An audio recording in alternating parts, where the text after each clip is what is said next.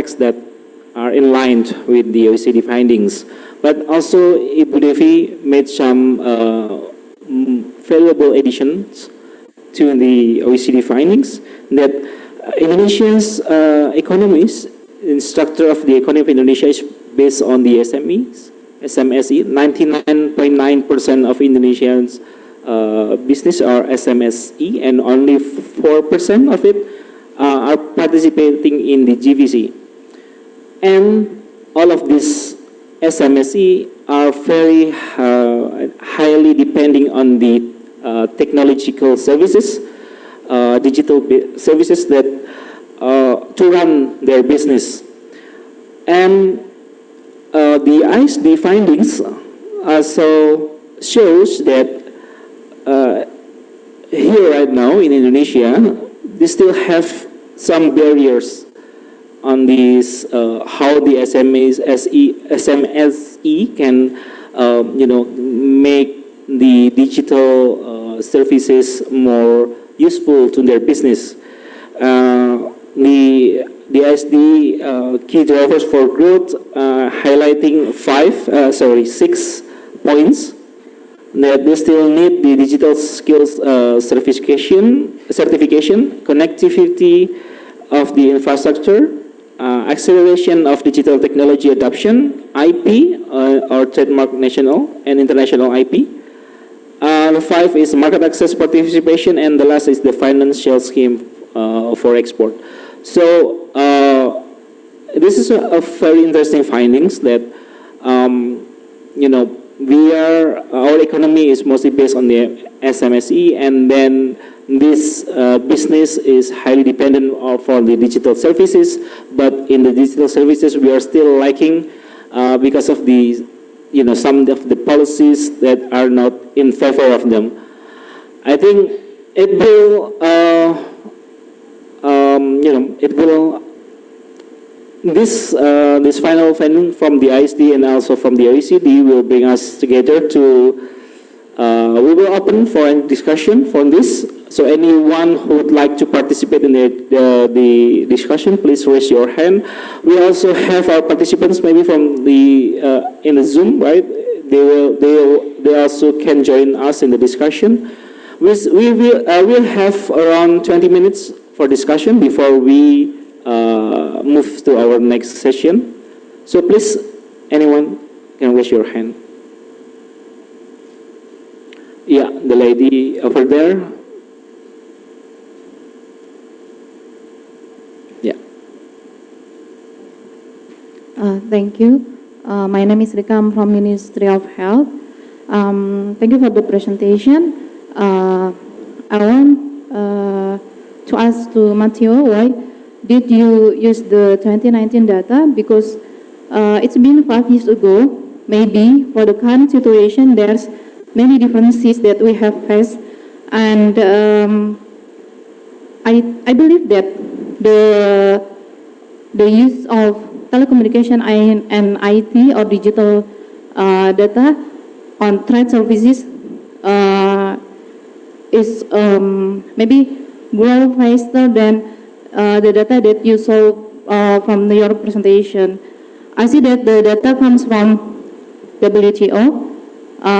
I just want to know if there's any possibility that you take the data or make a sample from Indonesia situation, current situation, maybe small research that you can do in Indonesia, so that we'll show the current or real situation, and it will and therefore the data will be used for the to manage the strategy appropriately. And the second thing that I want to convey that regarding to the liberalization on trade, that in health sector we also have done the export for medical devices and drugs, and also yes, we support for the liberalization on trade, but we also have to consider that beyond the Indonesia regulation, we also have some of the what MOU or some cooperation with maybe regional organization that we have to fulfill. So maybe you have a recommendation or solution to face this challenge that we can do the liberalization on trade. Thank you. Thank you, Ibu. Sorry, Rika. Ibu Rika from the Ministry of Health, right? Okay. So you have two questions. The first question is regarding the data. You mentioned about the data collection from the WTO, and you would like to ask is whether the data collection can be collected from the local or domestic data, right? Okay. So you like to ask to Ibu Devi and the OECD, or sorry, from the OECD, right? Okay. So that's the first question, and then the second question is regarding the Indonesian export on health sector. So if I may correctly, interpret correctly that you asked about the how the study make use of this and to be make useful to how to make policy recommendation on the health services export. Okay, please, Mace or Janos. Thanks a lot, Indra. Thank you very much, Ibu Rika, for your questions. On the first one, the data that we're using to compute the growth in the relative share of each sector within the total,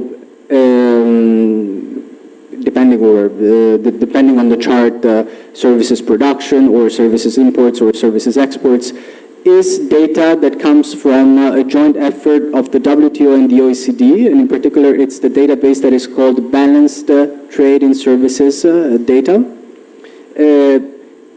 It's based on the national account reporting of the country, so it should, in theory, take into account the data collection that is happening in Indonesia. If you have different data that would suggest different patterns, we would love to engage with you and see this data and check to what extent they show different patterns. In particular, if I understand correctly, on the telecommunication sector, you seem to have different results when you look into your data. Again, very much open to discussion, and it would be great to see these data and to work with them, comparing them with what we have, which is again this WTO OECD data set. On whether the report that we're presenting today has some insights on the barriers that you face when you want to export medical devices, if I understood correctly, that's your question. Unfortunately, the STRI, the Services Trade Restrictiveness Index, does not cover health sector. Otherwise, it would have been possible maybe to map regulatory barriers in key partner countries where Indonesia would like to export medical services, possibly attached, bundled together with the medical devices. One thing that can be done, it's not in the report, but again, it's something that can be done using the STRI, is to look at those horizontal measures that apply in Indonesian trade partners and see to what extent these barriers are relevant for the type of export that you're looking for. If you're interested more in the specific requirements related to the physical good, to the medical devices as physical goods, this unfortunately is not something that the STRI covers. It's completely focused on services, so it doesn't look into the TBT, SPS type of measures that could apply to medical goods. I hope this answered your questions. I don't know if my colleague Janusz wants to add anything. Then floor back to you. Thank you, Matteo. Okay, next question. So I have following up question actually. Well, it is not in your study, but I think to answer the second question, maybe can we use TIFA, trade in value added, on the OECD TIFA? How we calculate the services into the economic activity, right? Services sectors into the economic activity, and then based on the valuation, how the services sector play maybe some major contribution to the activity regarding the export of that medical devices. Can we make use of the TIFA, maybe? Absolutely. That's a very good suggestion. So what can be done with the data that are used in the report, in particular the trade in value-added database, TIVA, is to see to what extent services are generating or creating value-added, which is embedded in the exports of medical devices. Unfortunately, TIVA comes with a rather coarse classification of sectors. So I'm not sure to what extent you will be able to identify exactly the product you're interested in, but for a sector that includes medical devices, you will be able to see what are the services that generate value added embedded in those exports. And this somehow will give you a sense of what are the services that can help me building, creating, adding value added in my exports, making my exports more valuable, more competitive on international markets. That's definitely something that can be interesting to do. Okay, thank you, Matteo. I hope we can give some clear perspective on that things. We're still open for the next question if anybody wants to ask. Yeah, a gentleman over there.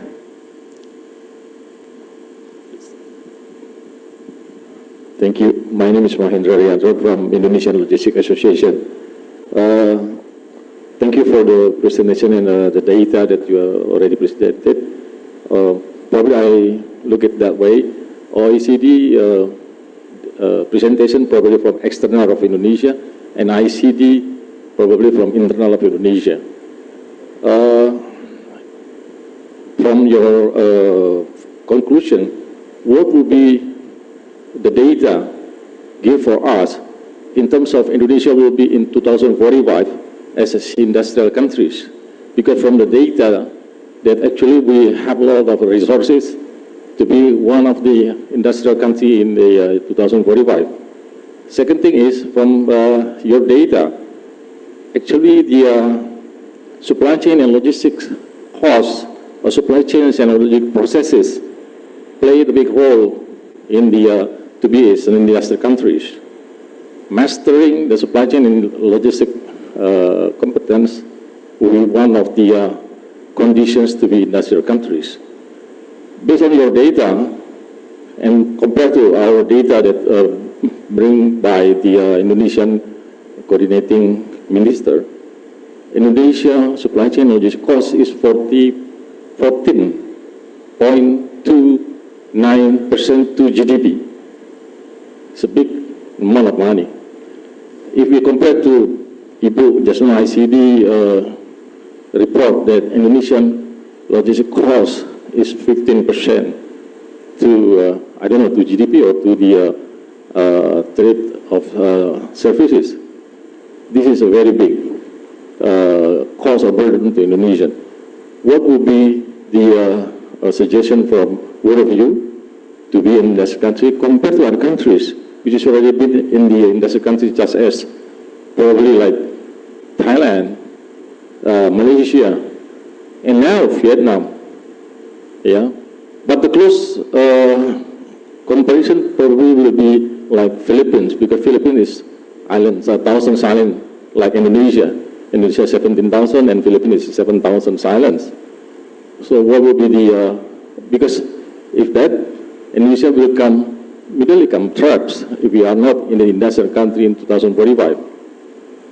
Probably you can share your view. Because the title is actually Reform Policies for the Industries.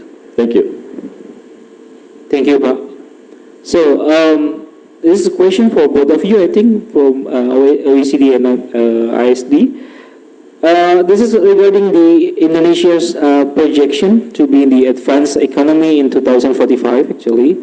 So we will base, how is your findings on the study in projecting, in the view of this projection to be as an advanced economy, and also highlighting the logistic methods, right? We're still high in the logistic. It is costs a lot for the trade and also for the production. Actually, it will be covered in the next session of the presentation, but I think it is good also to see the answers here. Please. Oke. Terima kasih Pak atas pertanyaannya. Let me just first give you how we got the numbers. Yeah. When we did the survey and we asked how the use of digital goods or digital services impacting their operation costs, and it is a self-declared answer by the respondents. So we got the 15.9%. It is a self-declared by the respondents that participated in our survey. They were mentioning logistic costs, yes, 15.9%. And the reason because they're able, since the use of digital technology, they're able to use and compare costs of what was available and what is not available. And this has been tremendous help for micro, small enterprises. And with regards to what is the suggestion for 2045, I think we mentioned that the key drivers for growth is the connectivity and the infrastructure, which includes the transportation infrastructure, because that will cut a lot of the transportation costs, and it will bring down further the logistic costs if we have the connectivity between, let's say, the outer islands as well as the eastern part areas of Indonesia. So that is the actually the fundamental drivers if we wanted to cut costs in the logistics. I think that's all I can explain for. I hope that answers your questions.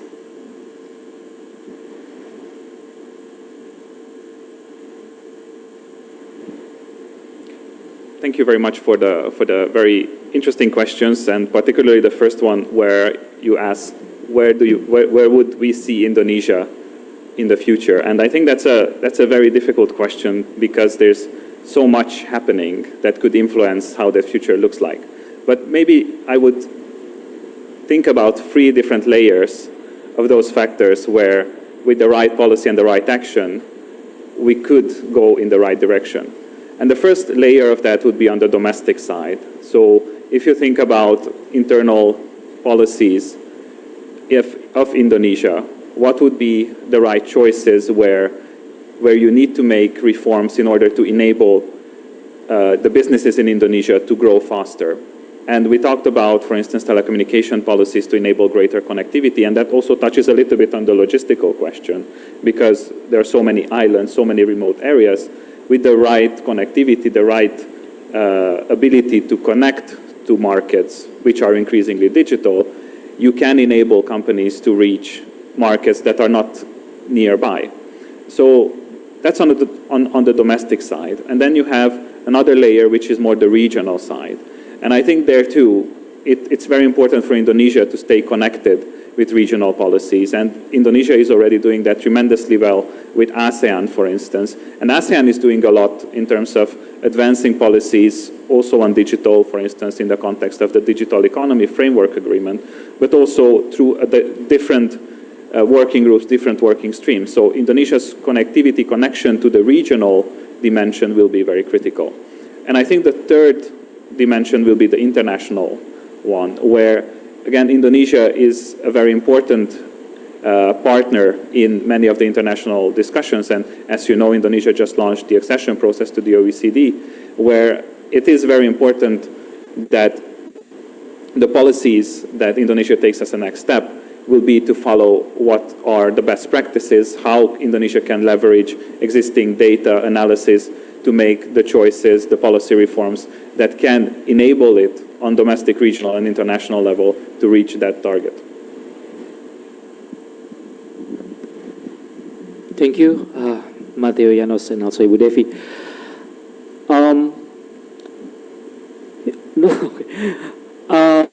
We still have one question.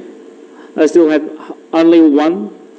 I see two hands raised, so three actually. Well, quite interesting. So I will just give, if I may, the lady over there first. Sorry, just maybe a quick question. I'll give you two questions actually. One for the lady over there, and then the other one is for Bapak. Thank you. Okay, thank you for the opportunity. My name is Eta. I'm from the Ministry of Trade. I have a simple question. Since the OECD presentation mentioned the data without mode 3, which is commercial peasant, trade-in services, why are only modes 1, 2, and 4 shown in the data? My question is investing in the Indonesian service sector not attractive to investors, or are there high barriers to entry, or it is very hard to get the accurate data information? Thank you. Okay, so it's a quite direct question. Why does it cover the mode 3? Yeah. Thank you. I can take this one. Thanks for the question, which gives me the opportunity to say that the report focuses extensively also on Mode 3. So it explores the patterns of services trade in Mode 3 using another database that has been developed at the OECD that is called the Analytical Activities of Multinational Enterprises, which allows to capture precisely Mode 3 through the sales of foreign affiliates in a country. So the sales of affiliates of, I don't know, an Italian company in Indonesia would be considered as Indonesia Mode 3 imports of services trade from Italy.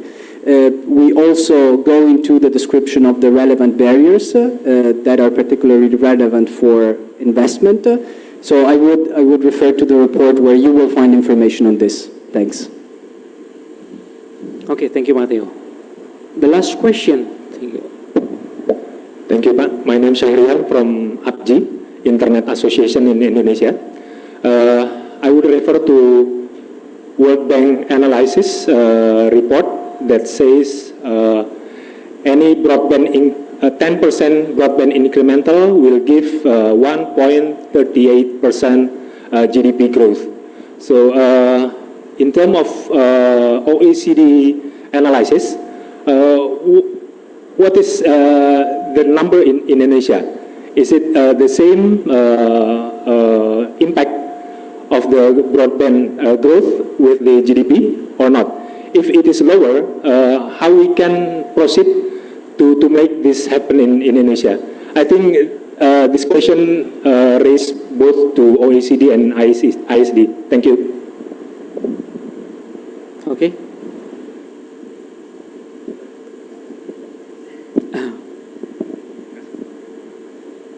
Thank you very much for your question. So unfortunately, we didn't replicate the analysis of the World Bank, so we didn't estimate for each country what is the effect of a certain increase in broadband coverage. We would be thrilled to continue our work with Indonesia to to engage in similar analysis. So I don't have a precise estimate for you today. I'm sorry. Yeah, word from Janos. Yeah.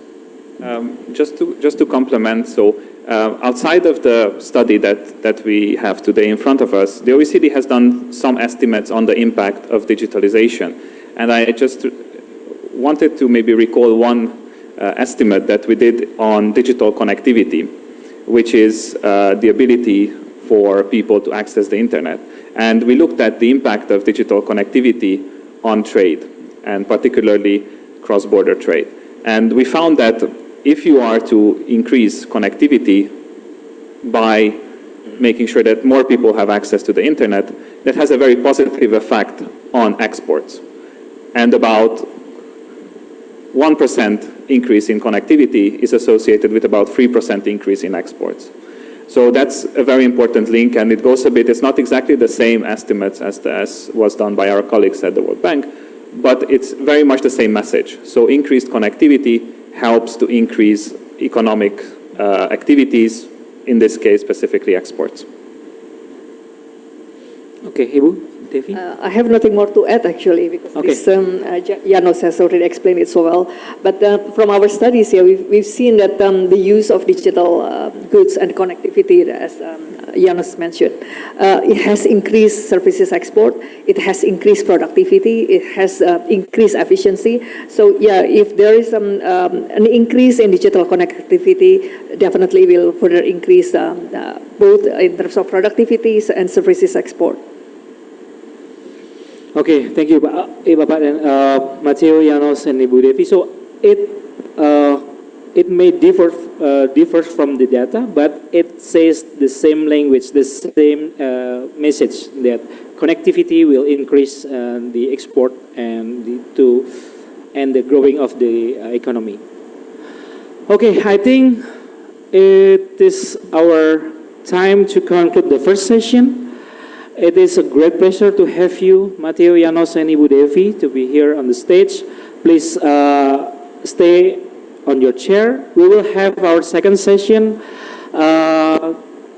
And let's give a round of applause to our experts here.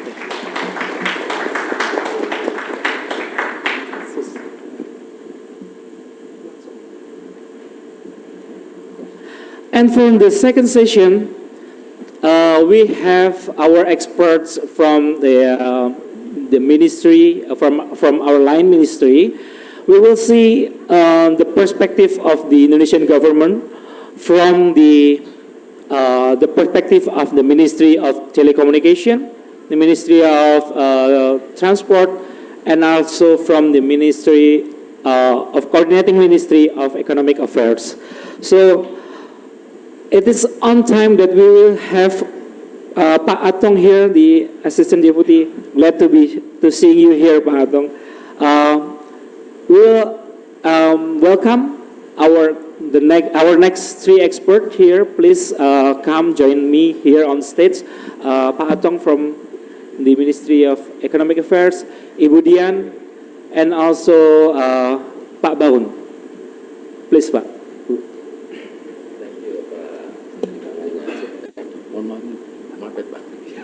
Makasih banget.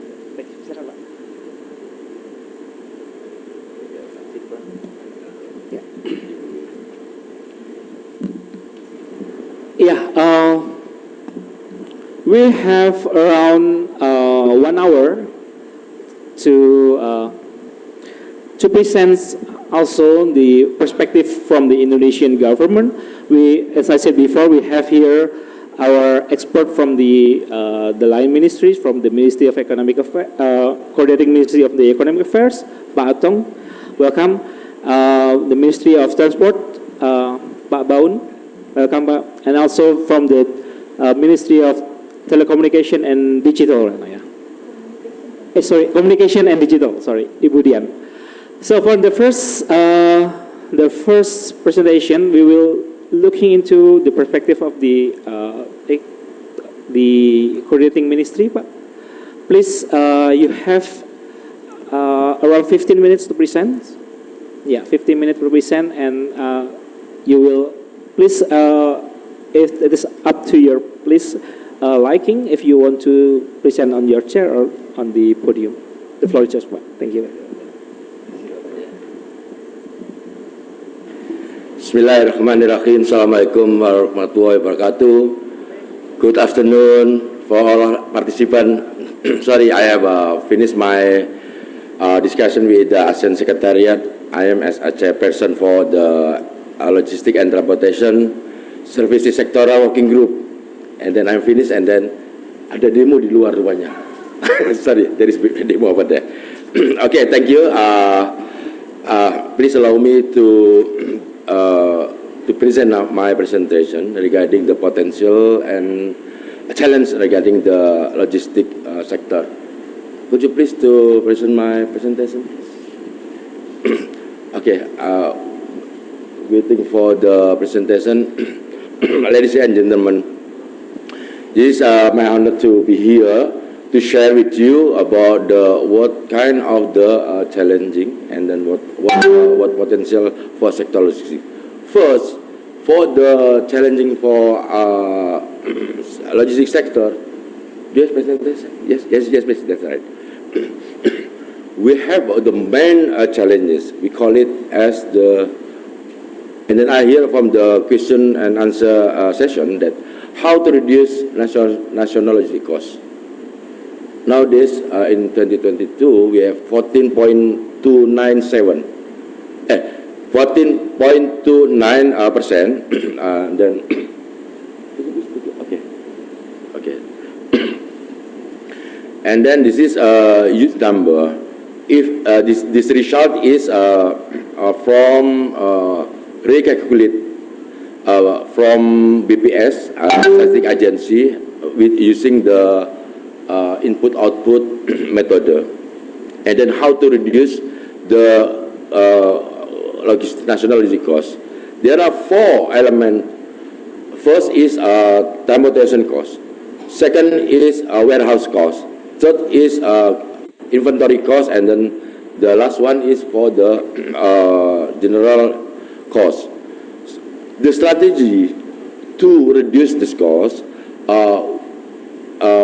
Kemenko Perekonomian or Coordinating Ministry coordination with the line ministry. The strategy is we look at about the cost structure. What should we do about the cost structure? Because in the next slide please, we should reduce costs at least average 0.3%. And then how to reduce the cost? As you all know, that the transportation cost in Indonesia are dominated by land transportation. Average in the 54 until 55%. And then another is seaport, airport, and then train and seaport. Sorry, I just arrived, so I didn't have access, but it's okay for you. How to reduce the cost? We should learn more regarding the cost structure. This is our challenge here, and then we can be reached 2045, 8% from 14.29%. How to go to 8%? This is a challenging task. So in this event, I want to share with you, and then how important these issues. And then we have the problem like LPI rank, because we lost. I say lost, not go down. We lost 17 points from 46% rank to 83%. And then we have 6 elements over there: custom administration services, and then we have discussed with the related line ministry. We call it how to respond regarding the import license. We call it in English I say pertek, pertimbangan teknis, recommendation from the line ministry, and then we will monitor about how long the services could be done by the line ministry. And then we have the infrastructure, we have the logistic competence, we have tracking and tracing, we have the timelines. This is crucial, yes. In my presentation, I will show you what about the new policy to develop or improve logistic sector in Indonesia. Before previous slide, please. Previous, sebelumnya. Nah, and then the other thing is we have the visit transportation service sector in current account. Can you imagine that we have the huge main problem here? Because in 2021, the deficit amount 6.2 billion US dollar. 2022 deficit 8.2 billion US dollar, and then 2023 is 8.7 billion US dollar. Can you imagine? And in this another side, we are proud our have a surplus with our good trading. But on the other hand, we still have a problem. Indonesia facing the deficit transaction. This is huge number. And then we have in Coordinating Ministry, we have invite our Land Ministry to discuss about that. This is more important. And then another, we talk about the availability and price of table. Yes, Indonesia, I hear from the discussion that Indonesia is unique archipelago. We have the remote area. We have the area region cannot connect it. So we have a purpose regarding the new policy regarding the logistic policy. And then we talk competitiveness, global political mitigation. Next slide, please. And then next, because moderator give me only 15 minutes. I think 20, no, but 15, it's okay. Ladies and gentlemen, I want to show you when we talk about the what potential regarding the logistics sector. In this screen, you will see that big bone of economic growth in Indonesia is come from in the gas industry. And then industry and logistics, this is have the positive relationship. It will mean that the industry growth is good, and then it will mean that logistics sector would be good, and so on. And then we see the transportation and warehousing contribution is 5.93%, and then you look at that this is very good for Indonesia. But we have to maintain regarding the industry sector, because industry sector and the logistic sector is have positive relationship. Next slide, please. This is the picture show that yes, we have the good for growth of transportation and warehousing. Ladies and gentlemen, I want to show you that before 2021, national logistic costs calculated by with the transportation and warehouse, and then the inventory and the good. In the new approach, we divided four. We follow the American and Thailand calculation, because they separate with the four elements. First is transportation cost, and then the warehouse, and then inventory cost, and others is general cost. It shows that yes, this is still good in Indonesia. And then I will show you again what potential about logistics. Unless in the 2020, this is COVID, pandemic COVID. Next slide, please. Ladies and gentlemen, we want to inform you, we are happy to share with you that today we are on process to propose new policy regarding the logistics. This policy we revise two regulation. First is Presidential Instruction number 5, 2020. We call it a national logistics ecosystem. The second one is Presidential Decree number 26, 2012 regarding blueprint logistic ecosystem. So what kind of the news? The new is ultimate goal. We should respond regarding the how to reduce the logistic cost, how to improve our logistic performance index. We should respond about the increased national economic growth, because we talk about the outcome, what impact of the logistic for our economic growth. And then for this session, we want to highlight regarding availability material, yes, to ensure the availability of raw material and supporting material required in the production process and supply chain. Because we all agree that we have to support industry sector. If industry sector is grow positively, the logistic sector will be positively too. And then next slide, please. Due to the time, I want to share detail, but the moderator still have a limitation. This is the framework. We have 4 pillars. First, how to strengthen the national logistic ecosystem. As I mentioned before, this is regarding the Presidential Instruction Number 5/2020. It will be ended December 2024. So they have 2 legal bases to conduct their activity. So we have to provide the legal basis. As you know, that in national ecosystem there are 4 pillars. We call it the business process simplification, platform collaboration, is of payment system, and then the original thing is regarding to port layout planning and port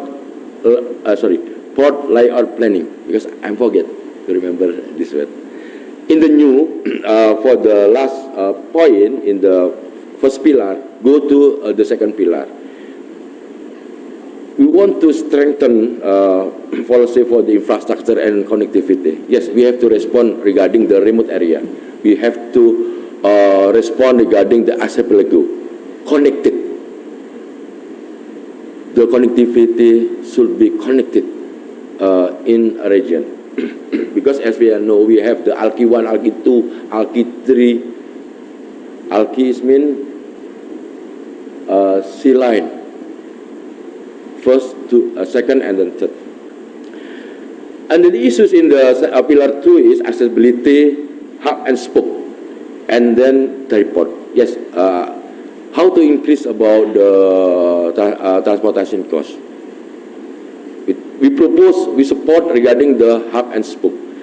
This terminology has been stipulated in the law of in transportation, both land, air, railway, and then, but it didn't implement it right now. But we propose again to support, to strengthen how to use hub and spoke, because in literature, in research base, it can reduce one per 3 or 33.33%. It can reduce, especially for the seaport and airport, for the shipping line and the airplane. This is the use number, how to reduce, because we talk about the competitiveness. If we cannot know about the cost structure, how to reduce the cost, it still remain in this condition. So we have to initiate. This is our initiate with the collaboration with the line ministry. What should we do? This is an important question for me to share with you. And then another thing is we propose regarding the consolidator and integrator, because it came from when we talk about the reverse logistic, when we talk about the imbalance in cargo between western part of Indonesia, central part of Indonesia, and then eastern part of Indonesia. If we didn't propose regarding this new initiative, we cannot reach effective and efficient logistic sector. Okay, I want to proceed. And the third pillar, policy for improving, yes, we call it about the human resources, and we talk about the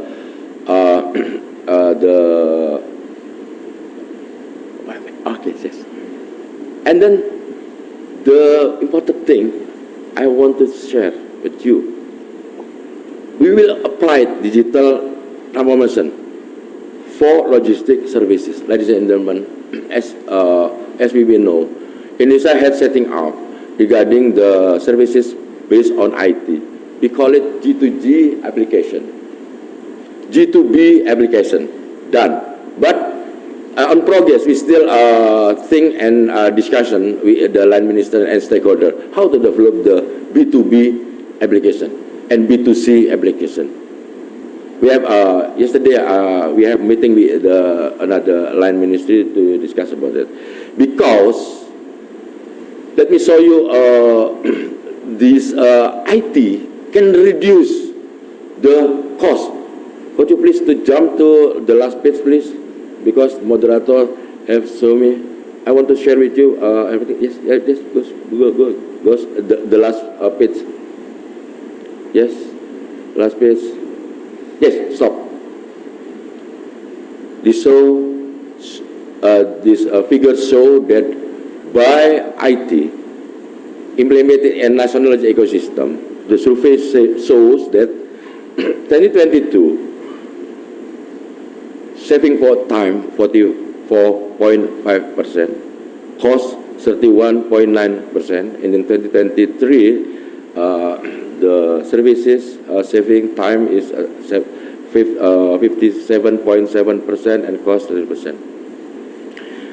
We call it about simplify business processes, reduce physical document, not repetition, unloading location, immigration, average efficiency of time. This will mean that government to send a signal. We want government in Indonesia government want to send signal certainty for the stakeholders or industry is more important for Indonesia, both investment and provider. I think I have 2 minutes. Okay, I'll be back to because I want to show you because. What about the logistics sector in the future? We have potential issues. Sebelumnya, please. We have industrial estate. We have the economic zone, the whole of Indonesia. We want to connect it, this area. And then, example, we want to shifting 1% until 5% trucking to shipping and train with the condition if the destination is exit 250 kilometers, because if trucking exit 250 kilometers is not efficient. We propose that this is good, and I'll talk to senior officer for the transportation minister. Pak Dirjen say that why 1% and 5%? I need double digit. For what? I say. Pak Dirjen say I need margin for our train and then for our shipping company. I think enough because this is very interesting. But I want to detail because this slide is. There are many of the details to discuss. Due to the time limitation, thank you ladies and gentlemen. Alhamdulillah wabillahi taufiq walhidayah. Assalamualaikum warahmatullahi wabarakatuh. Waalaikumsalam. Thank you, Pak Atong. If I may summarize your presentation, Pak. So I think for your, I got some key points here that we, Indonesia still have high cost of logistical. In the national logistical cost is very high. Still in 2022, we are still 14.29%, but we have the national logistic cost reduction target in 2045. It should be 8%. Well, okay. It has so much thing to do, so many things to do, but the government is on process of doing that. The government has the framework for the new policy that has four pillars. The first pillar is to strengthening policy for the national logistics ecosystem. The second pillar is strengthening policy for infrastructure and connectivity. The third pillar is the policy for improving competitiveness of HR and logistics sector. And the fourth pillar is digital transformation policy for logistics services. So what the governments would like to do is to simplify simplify things that it is also we have the evidence from the Ministry of Finance that from the 2020 to 2023, we have made some progress here. The achievement in the airport logistic management, we have simplified business process with efficiency up to 50%, reduced physical documents by 75%, unloading location integration up to 67%, and the average efficiency of time and cost.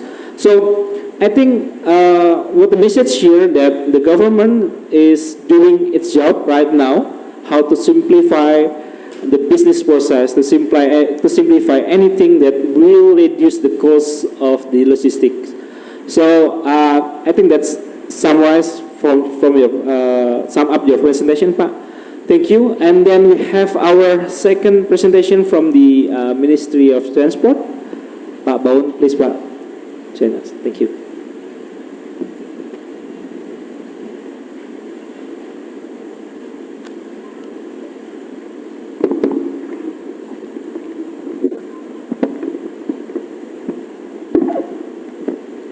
Assalamualaikum warahmatullahi wabarakatuh. Good afternoon, ladies and gentlemen. It is afternoon already. Well, first of all, thank you, Indra, for the opportunity to stand here and speak to all of the fine ladies and gentlemen. There is something that I would like to correct, that I'm not an expert. I wouldn't call myself an expert. I just happen to be working for the government, that's it. Okay, I think this will be quick because in my slide I don't elaborate about regulation, and we just want to share with you everything that we have and what we have done in the past few years. Next slide.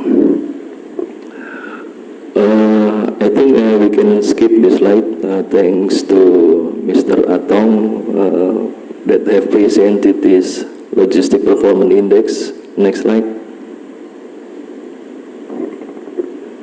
Next. Yes, this is Indonesia at a glance. This is our challenges. 7.8 million areas, 267 million people, 16,000 more islands. This is what we have to deal every day. The disparity, the logistic cost, financial and connectivity, imbalanced economic growth between western and eastern part of Indonesia, inadequate infrastructure and imbalanced cargo. Also the point of outer border and undeveloped area.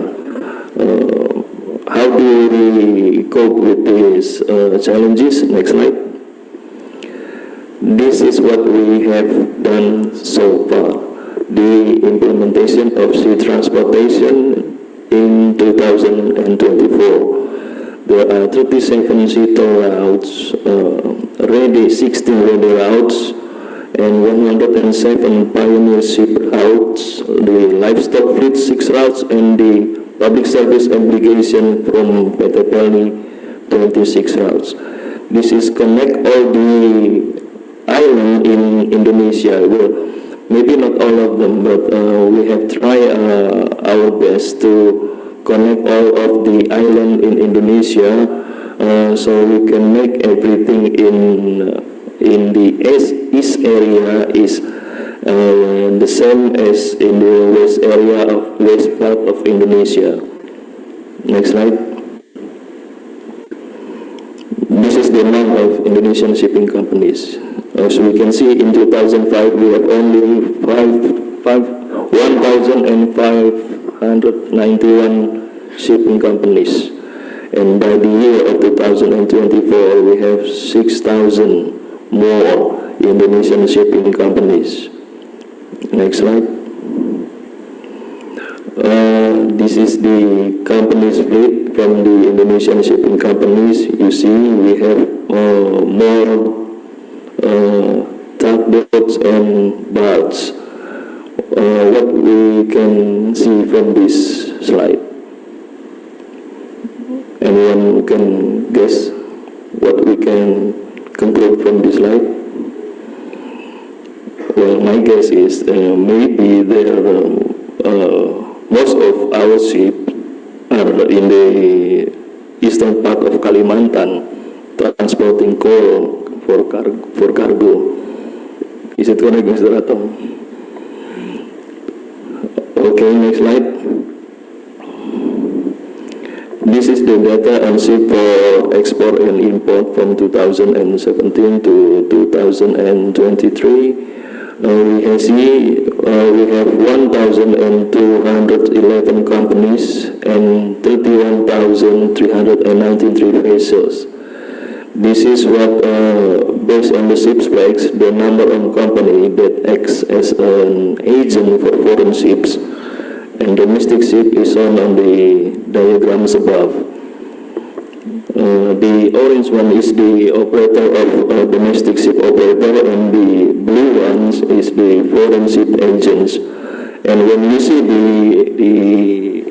the right part of the chart part, this is actually the domestic ships and the foreign ships. And the chart on the most right is the number of ship calls in 2017 to 2031. You can see most of the ships that are involved in the export and import are the foreign vessels, and we only have a small part of the percentage for the export-import activity. Next part.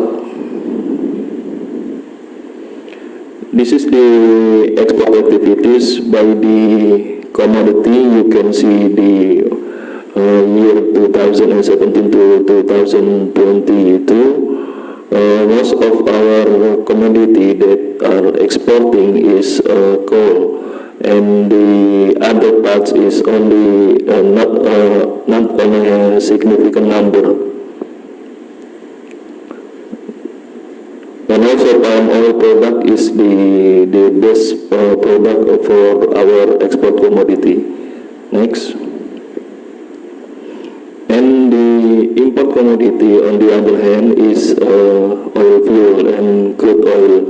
This is our favorite import commodity for imported commodity by the sea transport. And next. This is the destination of the export and the import countries from our export import activity. You can see we have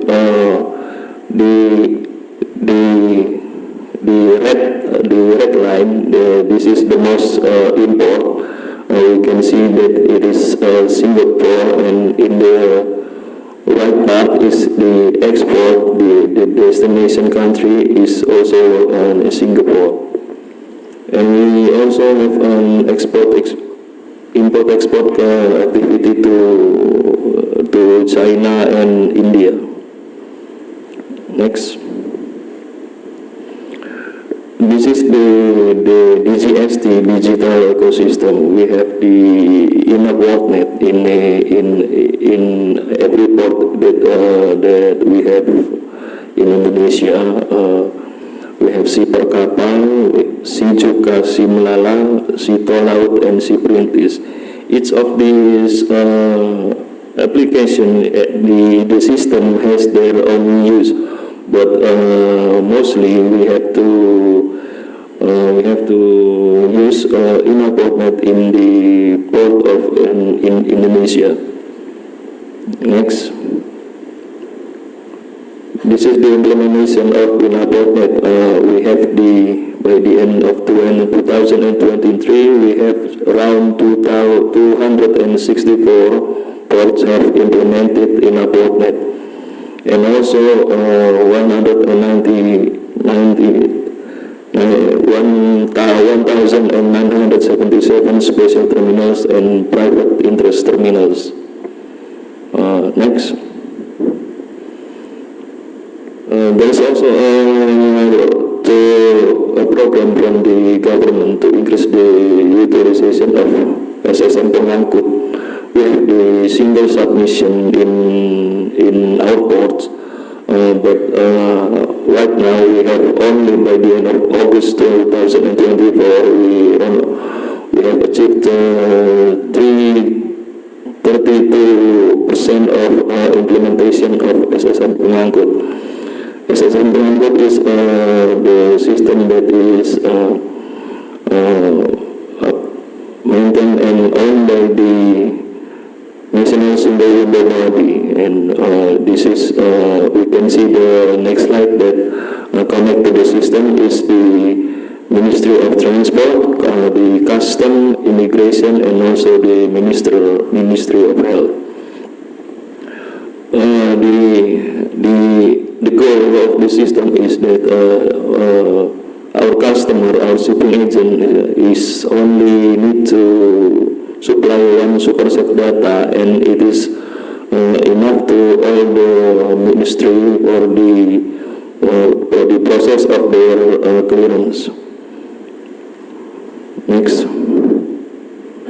Thank you, ladies and gentlemen. That is all that we need to present it. Waalaikumsalam. Wassalamualaikum warahmatullahi wabarakatuh. Terima kasih Pak Bang. That's exactly 15 minutes Pak. Thank you for keeping the time. So from the presentation of Pak Baun from the Ministry of Transport, it is actually valuable addition to the previous presentation. As we know that Pak Katong previously presenting the national framework policy to reduce the logistical costs. To reduce the logistical costs. So the maritime transport already did and still doing the some of the policy that is included in that pillars. We have here some of the ministry's policy regarding how to digitalize the services using the digital ecosystem, the InnoWorldNet, si Perkapal, si Juka, si Melala, si Tolaut, si Perintis, and it is doing its job right now.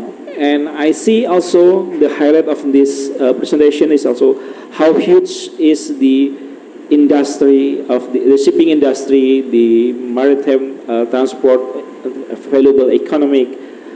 So it is very important sectors in Indonesia, and also it plays the valuable, plays the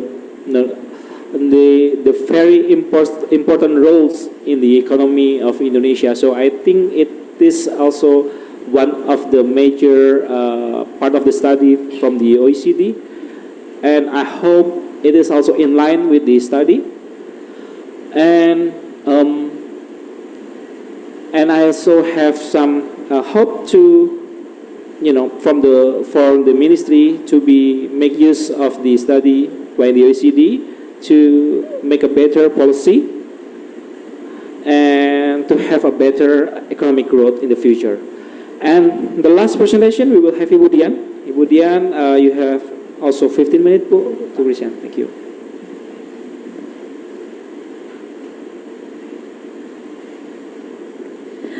Oke, selamat pagi. Terima kasih Pak Moderator, yang terhormat Pak Jalu, Matteo, and Bapak Ibu pembicara. Assalamualaikum warahmatullahi wabarakatuh. Very good morning to you all, ladies and gentlemen. So, first of all, I would like to appreciate OECD for providing this study, and then we also congratulate the Ministry of Trade of Indonesia for having this event. And as you may know, that our ministry, the Ministry of Communication and Informatics, just now transformed into the Ministry of Communication and Digital. So we are playing the most crucial part of the connectivity here to reshaping the telecommunication sectors. And on behalf of my Head of International Affairs, please allow me to present some potential and challenges of telecommunication services in Indonesia. Okay, next slide, please. Okay, so I found a similarity between three speakers today. So all of us has Indonesian map in the presentation, and here is I would like to show you that it means that we are committed to addressing global challenges, connecting the unconnected. So in line with our respective speaker on the first session, so we see the connectivity in two main ways. First is building the infrastructure, and then second, connecting the people. So part of our efforts to develop ICT infrastructure, we focus on making sure that even the most remote areas get connected and can access essential services. So one of our key initiatives is the Palaparing. So I believe that people here is already familiar with Palaparing. It's 36,000 kilometers of high-capacity fiber optic networks across Indonesia, and this is giving reliable high-speed internet to now it's for around 440 rural and urban areas across the country. By the end of 2019, the Palaparing became the backbone of Indonesia broadband, and we didn't stop there. We are working by rolling out almost 5,000 4G base stations to cover over 9,000 of Indonesia's most remote districts. So next slide, please. So this is the challenges, this Indonesia geography. It makes providing telecommunication services a real challenge. With over 17,000 islands spread across the archipelago, building a comprehensive and reliable telecom network is a daunting task. So physical barrier means it's difficult and expensive to lay fiber optic cables and install the necessary equipment. So services are not evenly distributed, even it's in rural and remote areas. So getting to some of these remote areas and isolated communities is also tricky, as many lack basic infrastructure like roads and electricity, which are essential for telecom installation. The cost of transporting materials and maintaining equipment in this area is high, which often discourages private investment. This leaves many rural areas underserved, widening the digital divide and limiting access to important services and economic opportunities. That's why initiatives like Palaparing Project and the Universal Service Obligation are so important. This program helps overcome the geographical challenges by improving connectivity in hard-to-reach areas. Next slide, please. So, as part of our ongoing commitment, we successfully launched Satria-1 satellite on June 18 to 2023. This marked a major milestone in Indonesia digital transformation journey. The Satria 1 is designed to bridge the digital divide and improve telecommunication and internet connectivity, especially in remote and underdeveloped regions. It will provide high-speed internet access to around 150,000 public facilities, such as schools, regional government offices, and health facilities, particularly in the disadvantaged frontier and remote areas, or in Indonesia we call it 3T. This is a crucial step in making sure all Indonesians can access reliable internet services. Following the success of Satria 1, the government is also planning for the Satria 2 satellite. This next generation satellite will extend internet coverage to areas that fiber optics or microwave links still cannot reach. Satria 2 will be equipped with similar high-capacity technology, with plans to double its capacity from 150 Gbps to 300 Gbps. While the project is still on the technical discussion phase with the National Development Planning Agency, or BAPNAS, and the Ministry of Finance, we are also exploring partnership with the private sector. The goal is to start the Satria 2 next year as part of a broader strategy to build a strong, reliable digital infrastructure to support the nation's digital transformation goals. Next, please. So this is the other challenge. Developing and deploying these satellites is not without challenges, especially when it comes to investment and the technical complexities involved. But Indonesian government, through the Ministry of Communication and Digital, is being proactive. We have been actively looking for foreign investment and partnership to support this big project. In fact, the construction of Satria 2 is expected to be fully funded by foreign investor, with a target of 860 million US dollar.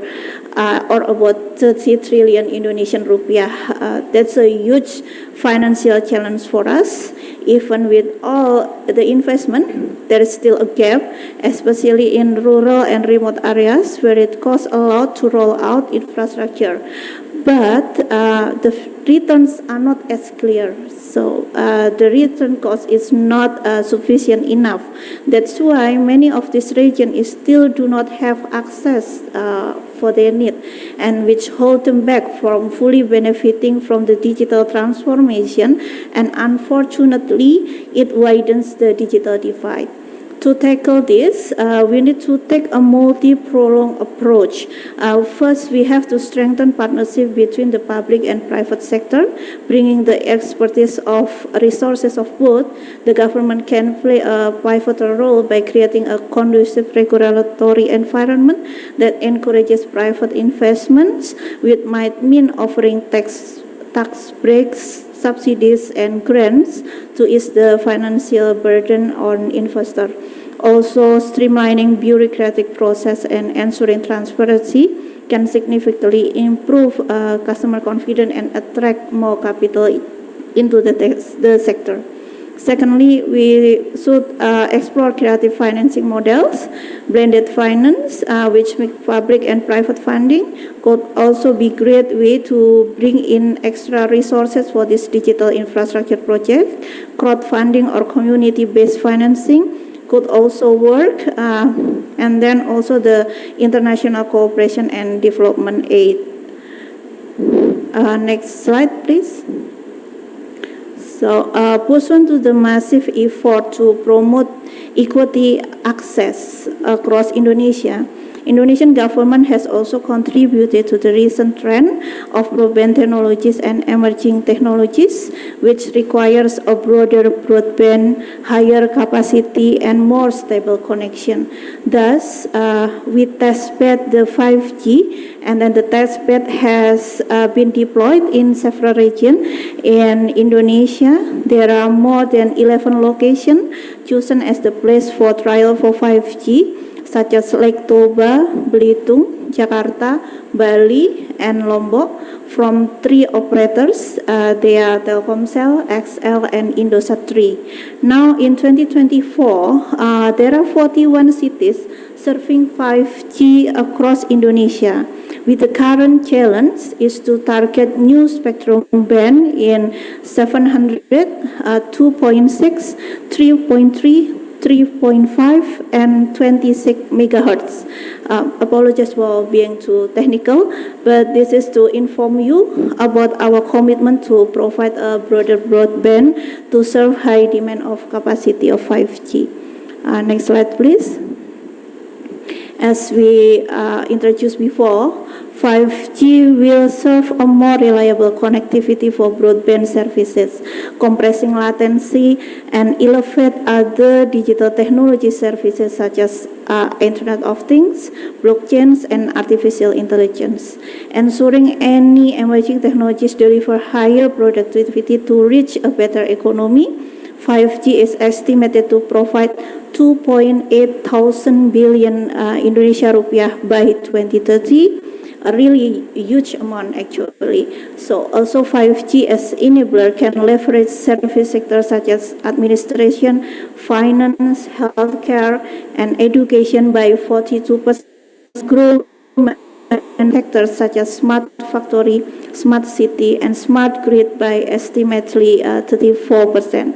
5G also derive the new classification from 20 to 40 job classification that opens a wider opportunity for local workers. Next slide, please. In fact, the farming of 5G spectrum, as what I have said earlier, remain the biggest challenge for 5G development in Indonesia.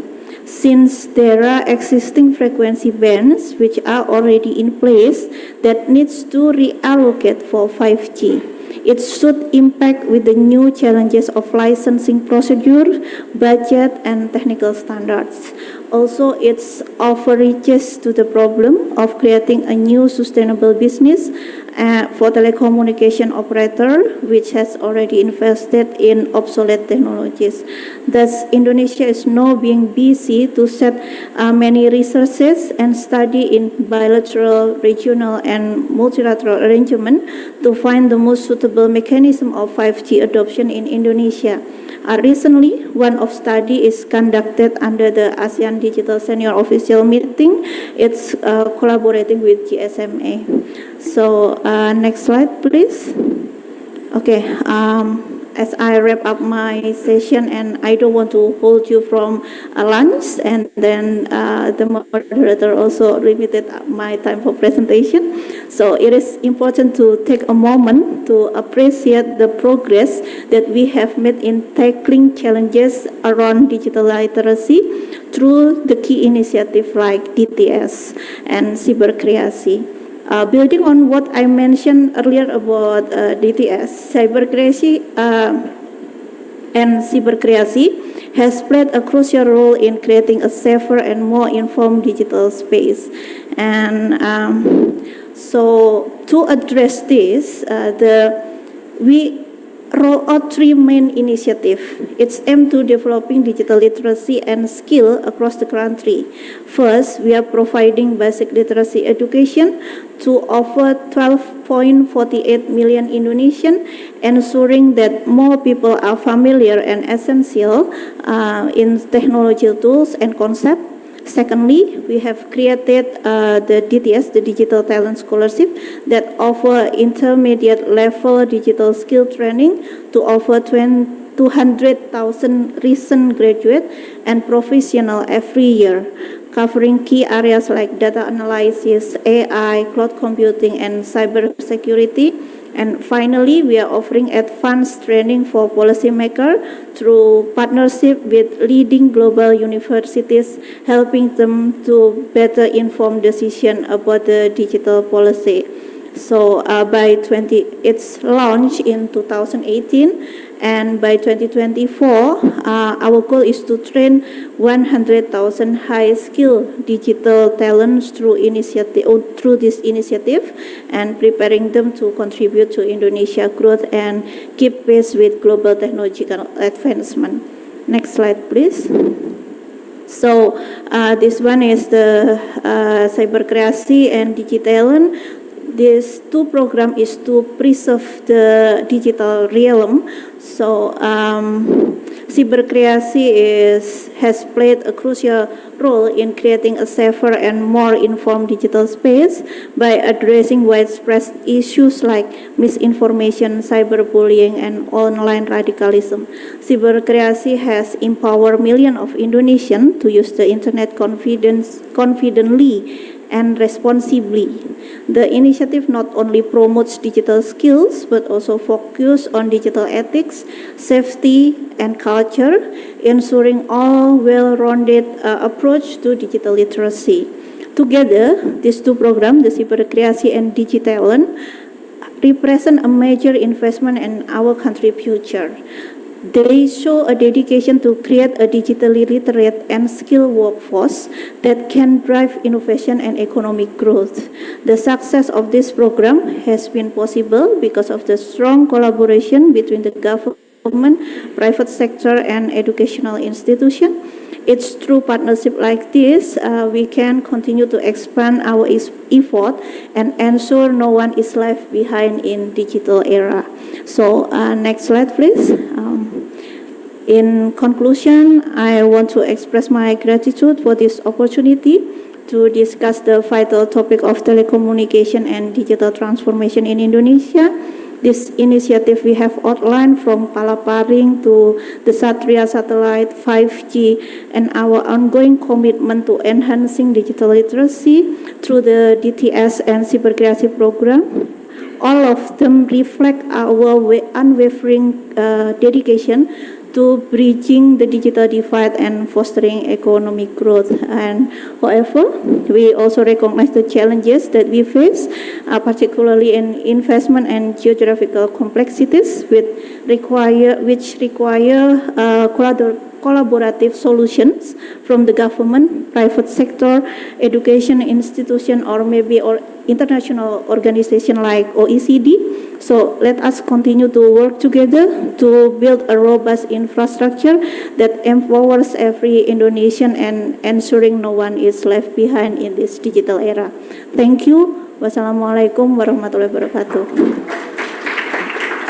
Thank you, Ibu Dian, for the precise and timely presentation. So the last presentation regarding the communication marks our last session actually, but I just want to highlight something here, that Indonesia is a big, huge country and physically segregated. It is remain the main challenge as how to connect them, and the Ministry of Communication is making the policy. I think actually there are two areas.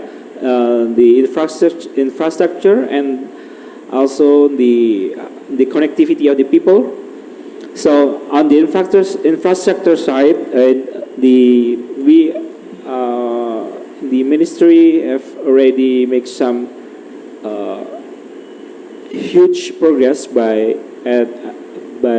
launching the satellite, the Satria 1 last year, right? This is, I think, the biggest satellite in the Southeast Asia, and it is mainly it is used as the, I don't know the technical term about that, but it is the vital part of the connection in the hugeness of Indonesia, and also in the connectivity of the people. The ministry also trying to build the digital creatives industry here, how to they have some policies and also programs on the digital talent, how to build the digital talents.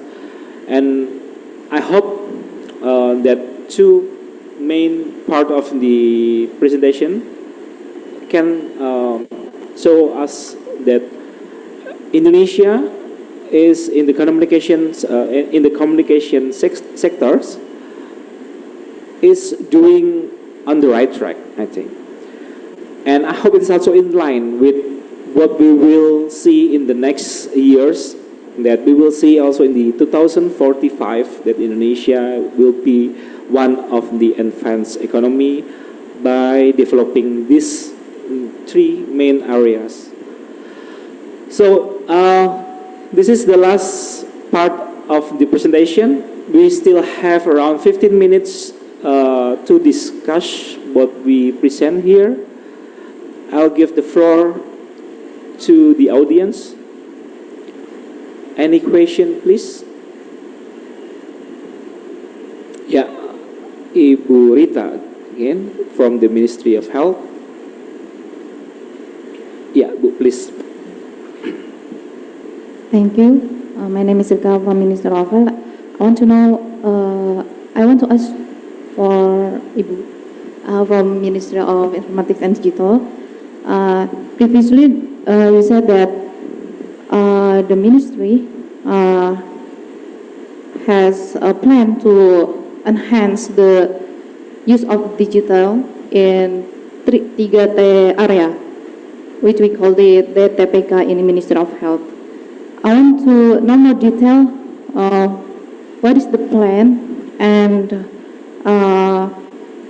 if you don't mind, maybe we can do some cooperation to support our plan also, because we are in the process of developing an SPK, which will be regular to the Ministry of Health regulation. Thank you. Ya, saya kurang paham dengan pertanyaan. So, I think Ibu, it is regarding 3T and the health system. Connectivity. Okay, please, Bu. Okay, thank you for the question, Ibu. So, as I mentioned before in my presentation, that we have Palaparing and also USO. So USO is a universal service obligation. So all the operators, we deducted the revenue from the operators, and then the deduction of the revenue from the operators, we use it to build in the most other parts of Indonesia which has no connection, and because to build infrastructure there is not give any advantages or value for the commercial. So we use the USO fund to build the infrastructure there and make them connected, and then also we have Menara Bersama, the sharing BTS. It's also part of our policy that previously that every operators have their own BTS, and then now they can share the BTS, and so it will reduce the cost a lot and will provide the connectivity, more connectivity to and services to the people in the remote areas. And we also have a center of excellence, Ibu. So Kominfo is actually have like a Badan Litbang branches. It's on all over Indonesia, and our center of excellence give and provide the digital literacy training for the people, especially for the UMKM, for the MSME, the operators and providers of MSME, and then also for women, because of the most of the MSMEs run by women. So we also have the specific program, and then also for children. Now we are developing the policy regarding the protection of children, child online protection in digital space. So it will be extended from our legislation, Pak, from Undang-Undang ITE, from Internet Electronic and Transaction, and also the PDP for the data protection, and so that's our policy to provide all the connection to the most other part of Indonesia and the most rural part of Indonesia. And also we in discussion of the low orbit satellites that can provide the blank spot that's not easy to be reached by the satellite or telecom by cable, telecom cable itself. So we are under the discussion of that. Thank you, Ibu. I hope it's answer your question. If it is not answering your question, maybe we can have discussion. Oke, terima kasih Bu Dian. Next question. Ya, Bapak, silakan Pak.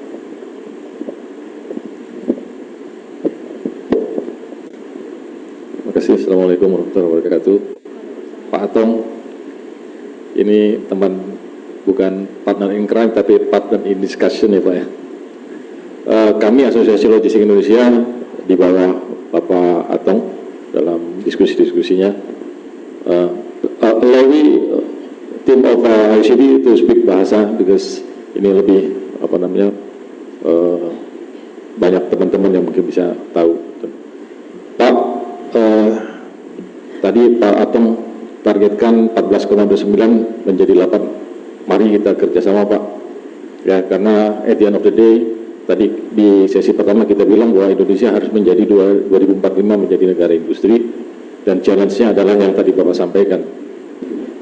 Harus ada quick wins Pak. This is sekarang new presidency, mari kita kerja lagi Pak. Ada dua, tadi Bapak dari Perhubungan menyatakan bahwa challenge kita di laut Pak.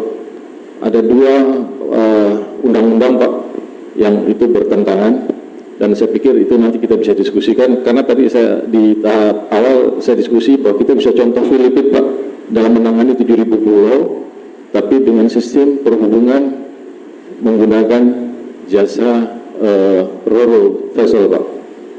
Tadi dari data Bapak itu lebih ke barge, di Filipina itu Roro vessel Pak, dan itu lebih efisien, karena pelabuhan Roro itu lebih simpel Pak, tidak ada crane, tidak ada truk naik, truk turun langsung jalan Pak untuk distribusi. Di presentasi Ibu ICD tadi bahwa distribusi cost kita 15%. Nah kalau kita turun naiknya langsung dengan truk roll off mungkin bisa lebih efisien. Itu mungkin bisa menjadi quick win sehingga balance volume tadi itu bisa terkejar dengan cepat Pak. Tentunya industri yang harus dibangun di wilayah timur itu adalah second stage-nya. Nah, ada dua regulasi Pak antara Undang-Undang 17 Kelautan dan ASDB Pak. Roro di kita ini untuk yang ocean going nggak boleh Pak supir masuk ke dalam kapal. Sementara studi kita, waktu itu saya juga ikut di dalam Asian Working Group Pak Atong izin, itu kita studi ke Filipina, boleh Pak. Trailer itu ada supirnya di dalam vessel. Jadi itu masalah regulasi. Nah ASDP payrollnya sama, tapi supir sama penumpang boleh di dalam kapal. Nah ini mungkin yang PR kita bersama, ayo kita duduk Pak, mungkin regulasinya untuk kita rubah, kapal roro-nya dengan penghuninya tadi segala macam itu bisa kita lakukan, dan insya Allah itu turun Pak. Karena loading unloading di kontainer belum banyak congestion di dalam itu meningkatkan LPI Pak. Seperti itu. Itu aja mungkin dari kami. Terima kasih. Assalamualaikum warahmatullahi wabarakatuh. Terima kasih Pak. Bisa mungkin langsung ditanggapi Pak Atong atau Pak Baun.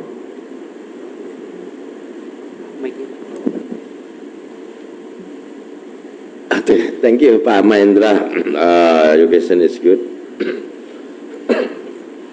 Yes, we have to confess that the regulation usually can, this is a problem. And then, address to your question, I think it better we have to look back, because usually, sometimes there are many. Not one, many of the regulation usually can red tape for investment or trade, or today we call it about the logistics sector. Yes, we have to scrutinize again. We look back. I myself and my team in coordinating Ministry for Economic Affairs, especially for the logistic unit, we are usually revise not only about the ministerial decree, both law, the level of the law, we propose to revise. We propose to revise because it not in line with the spirit of the government, new era. Because the certain law can as a barrier for the logistics. Yes, I do agree with you, Pak Mahendra. So please to list down the what kind of the regulation can as a barrier for the logistic. I usually invite line ministry to discuss about it. Yes, I have a few of the experience to revise, not only about the ministerial decree, we call it in a presidential instruction, in a presidential decree, or government regulation. Yes, we have to, because sometimes this is funny. There are decree from the director level can make a situation is not clear. For example, like the environment regulation. Sometimes the requirement.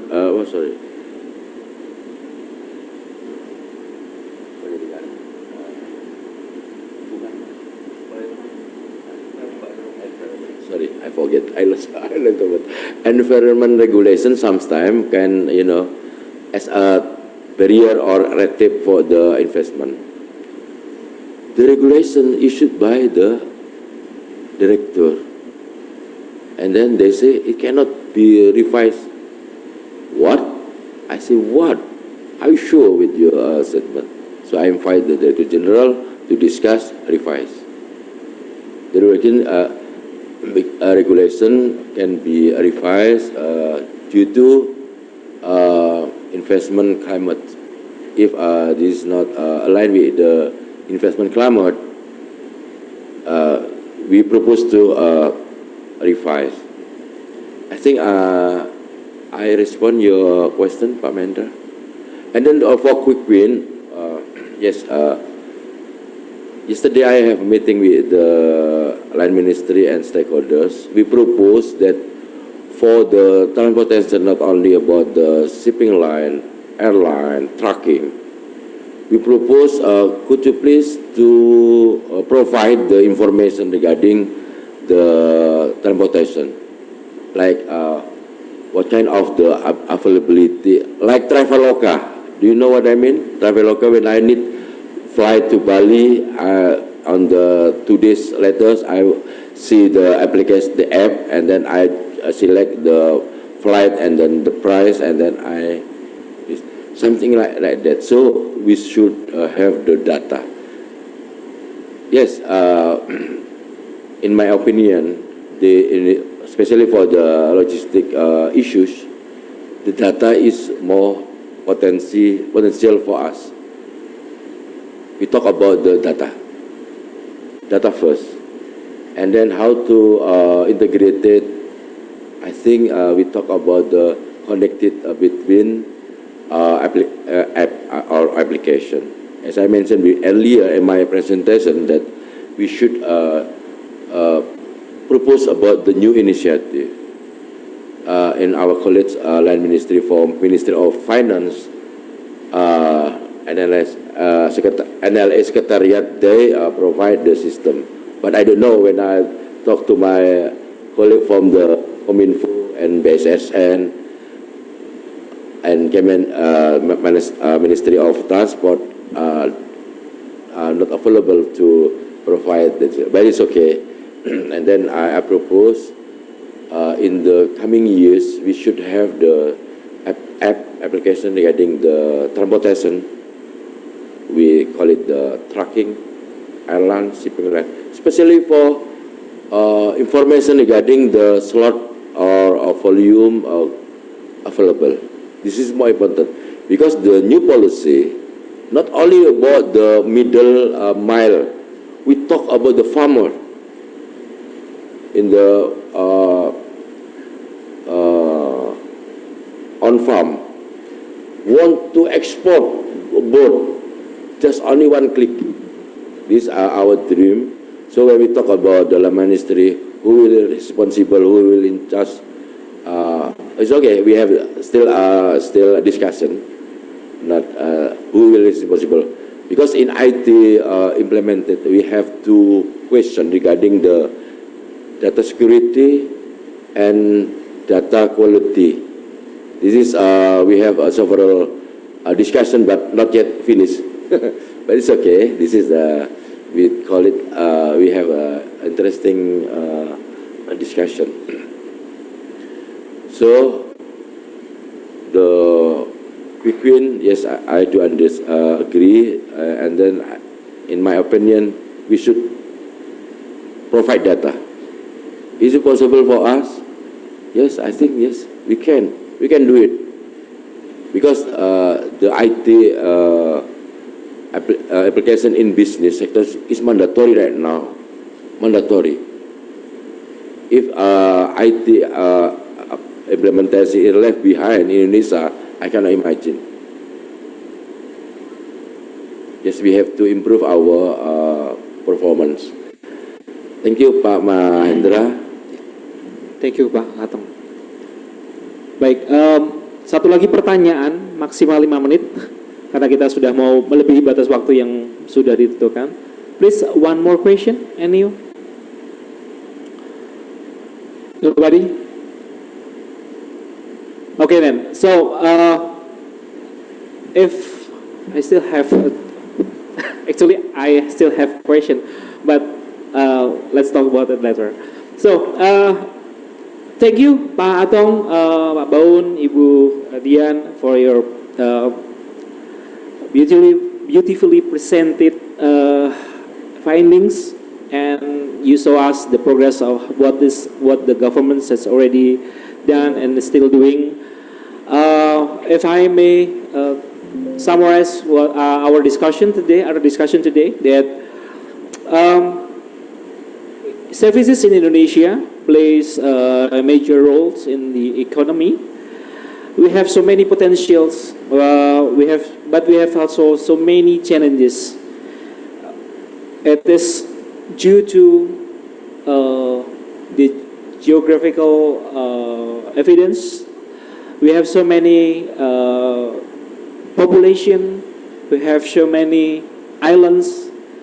But it is also important to note that we are still facing so many barriers to the trade in services.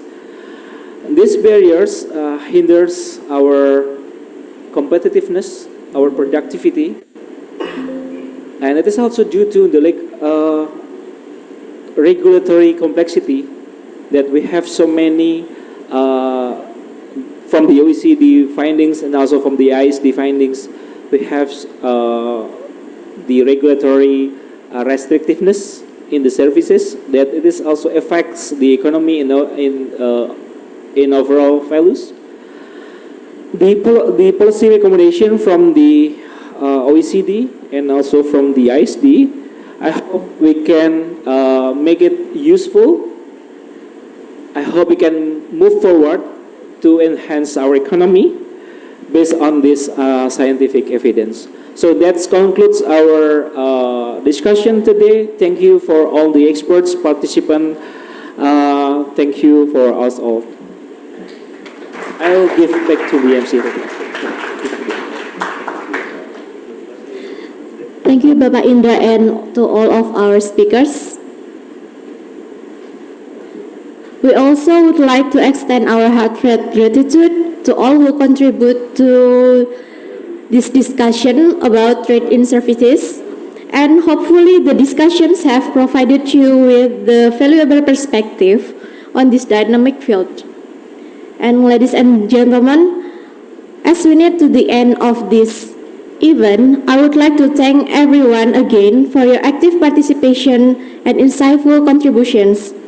The launch of the OECD study on services trade in Indonesia has provided us with valuable insights in policy making and will undoubtedly help shape Indonesia's path in the global services trade. And it is my pleasure to invite Bapak Rizalu to the stage to deliver the closing remarks. Please join me in welcoming Bapak Rizalu to the stage.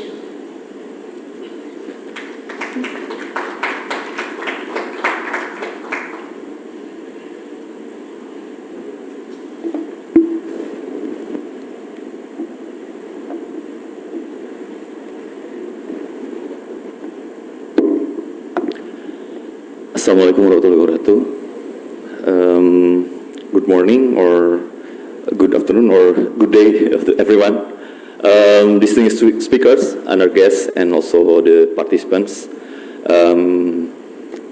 As we come to the end of today's seminars and the avalanche of the OECD studies on services trade in Indonesia, exploring patterns, policies and reform scenarios, I would like to take this opportunity to express my sincere gratitude to all of you for your active engagement and participations during today's seminar. First and foremost, I would like to extend my heartfelt thanks to our esteemed speaker from the OECD, who come from Paris to Jakarta to attend not only here in the Ministry of State but also the other meeting. The Coordinating Ministry of Economic Affairs, Pak Atong, the representative from the Ministry of Communications and Digital. This is new, Communication and Digital, and also the rep from the Ministry of Transportations, and Bu Devi from the Indonesia Services Dialogue Council. So again, thank you for your participations and for your insight in this remarkable event. So we have heard about the the results of the study from the OECD and with its recommendations, which include the potential reforms suggested for Indonesia to take in order to improve our services trade. And also we have heard about the services sector in Indonesia with their contributions to the Indonesian economy. We also have heard the presentations on how to reduce logistic costs in Indonesia by issuing new regulations later on. Also the challenges we are facing in maritime transportations sectors and its reforms. And also we have heard about the challenges and potentials of the telecommunication sectors with their efforts to increase which include the effort to increase the access to ICT for all the innocent citizens in all regions in Indonesia. So your remarkable presentations and insights have greatly enriched our understanding of the opportunities and challenges that we are facing in the services trade sectors. So we truly appreciate the time and expertise you have shared with us today. And I would like also to extend my appreciations to all participants again for your enthusiastic participations, for all the questions. Your presence and insights reflect our shared dedications to building a vibrant and competitive services trade sectors for Indonesia's future.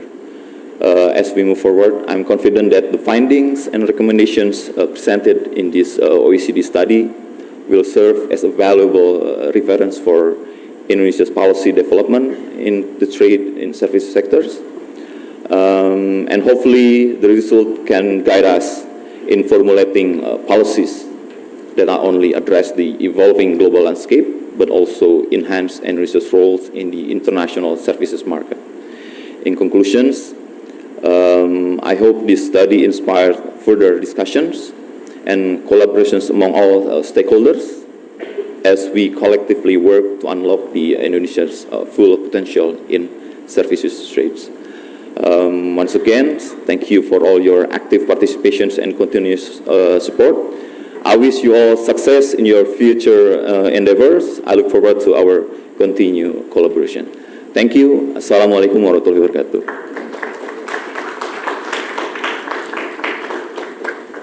Thank you, Bapak Rizalu, for the closing remarks. And I also want to say thank you to our esteemed speakers who shared their expertise with us. And as we reach the conclusion of today's seminar, I kindly ask for Bapak Rizalu to give the appreciation certificate to the speakers. Bapak Rizalu, please. And as I announce your name, the speakers, I kindly ask that you step forward to receive your certificate, and we will take a photo of the speakers with our director. The first one for Mr. Matteo Fiorini from OECD.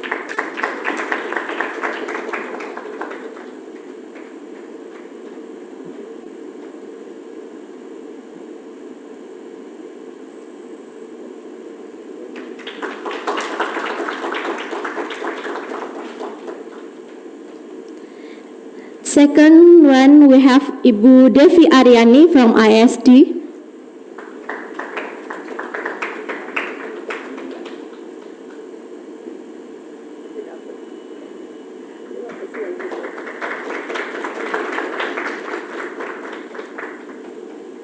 We also have Bapak Atong Sukirman from Coordinating Ministry of Economics.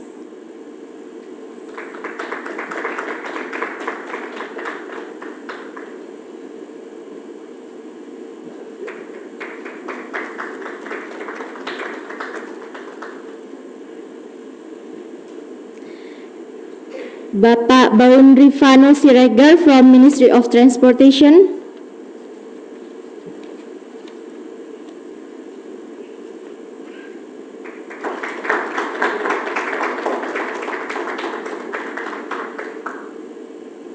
And Ibu Dian Wulandari from Ministry of Communication and Digital.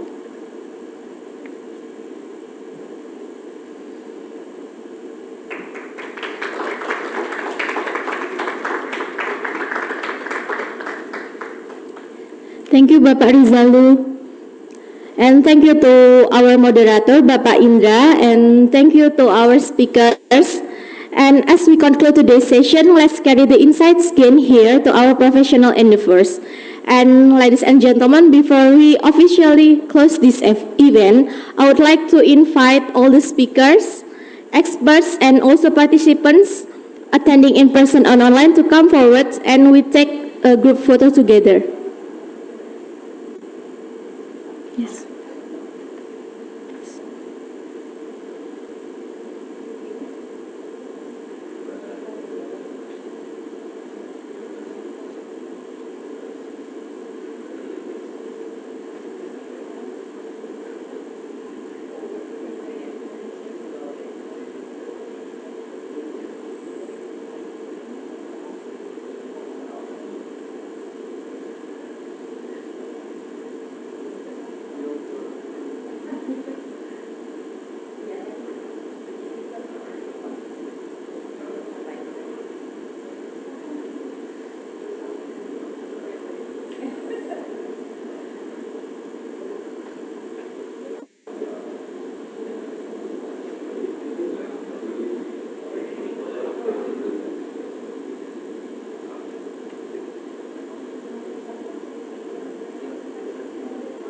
And for the participants who want to join the group photo, you can come forward with us. And also, I'm calling for the committee.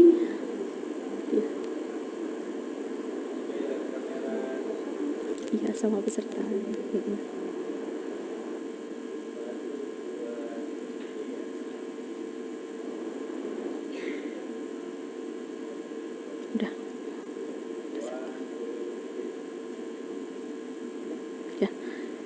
And now for all participants, please come forward for our group photo.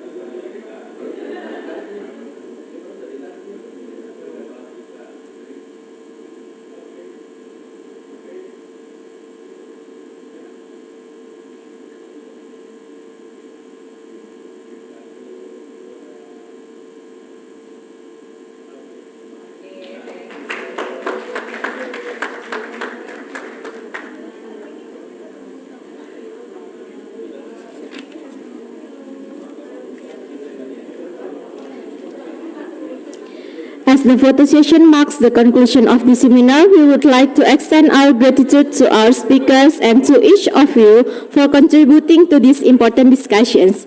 We look forward to continued collaboration as we navigate the future of trade in services. And on behalf of Directorate of Trade in Services Negotiations, I would like to sincerely apologize for any errors that may have occurred during this event. And we wish you all a very good day ahead. See you.